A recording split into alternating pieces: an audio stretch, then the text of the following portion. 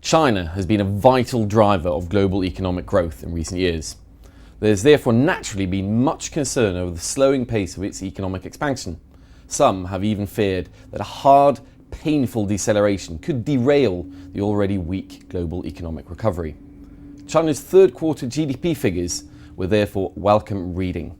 Although the annual growth rate slowed to 7.4%, economists and analysts have seized on signs that a stabilisation is at hand. With me to discuss and dissect the Chinese growth figures is James Kynge, editor of China Confidential. James, thank you so much for being here today. I mean, there's lots to talk about, and these Chinese figures are incredibly important for not just China, of course, but for the world. And there have been signs in the third quarter figures that we can start getting optimistic again about China. I think we can at least say that the chance of a hard landing this year now looks very, very slim indeed. September numbers showed a stabilization in economic growth in many areas: manufacturing, retail sales, fixed asset investment. But I think probably the most interesting numbers were more behind the scenes. There are clear signs now that while QE3 is happening in the United States, Chinese-style quantitative easing is also underway in China.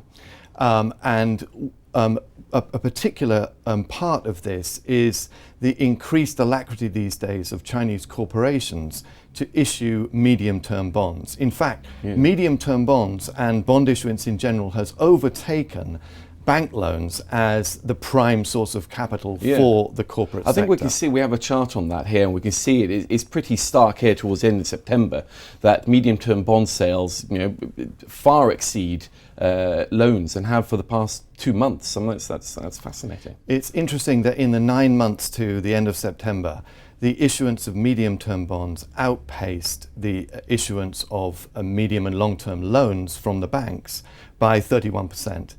This is a very interesting inflection point for the Chinese economy, and it tends to mean that corporate demand for project-based finance, so things they're going to invest in, factories are going to be built, is picking up now very strongly. And I think that's a really important sign of the kind of underlying health of the Chinese economy as we go into the fourth quarter. Are people just staring too much maybe at the headline bank loans and worrying too much about that then? Generally speaking, China has been a heavily banked economy, and analysts all over the world still tend to look at the bank loans as a key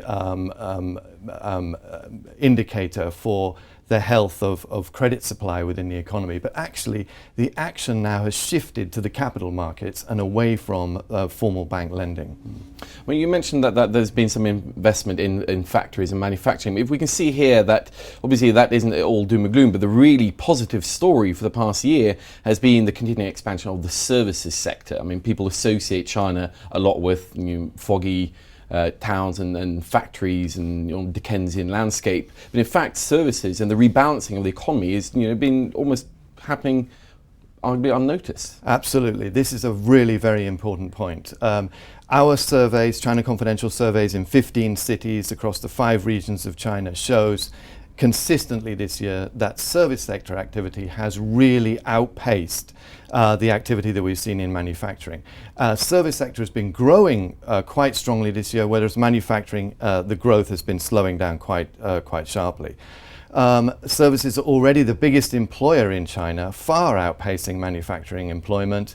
And in our view, the Chinese government is likely to revise upward GDP for this year based on a kind of systemic underreporting of service sector activity that we've seen really over the last decade by the National Bureau of Statistics. So I think, as you rightly say, the rebalancing is taking place. Consumer spending is terribly important, services are very important, and this really is the new face of the Chinese economy. Well, James, thank you so much for being here today. I mean, this is all quite fascinating, and finally a bit of cause for optimism on the Chinese economy, an important driver for pretty much everything these days. Let's hope the signs of optimism continue.